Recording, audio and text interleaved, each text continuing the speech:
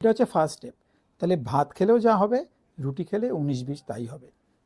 যদি আপনি brown rice খান তাহলে হয়তো 80%-এর জায়গায় 75% স্টার্চ।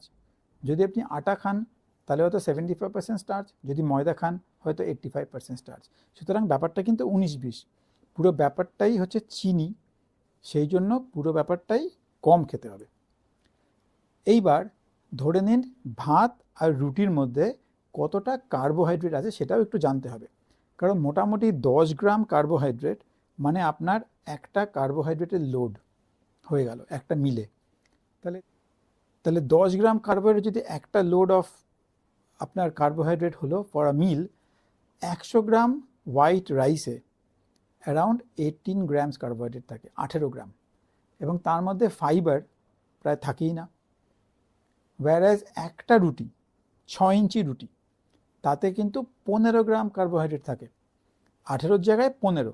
সুতরাং 100 গ্রাম ভাত আর একটা রুটি 19-20-1, এবং সেই একটা রুটিতে 2 গ্রাম মতো ফাইবার থাকে, যেটা ভালো জিনিস, কারণ আটাতে ফাইবার বেশি, ময়দা রুটি করলে ফাইবারটা থাকবে না, সেটা একটু খারাপ।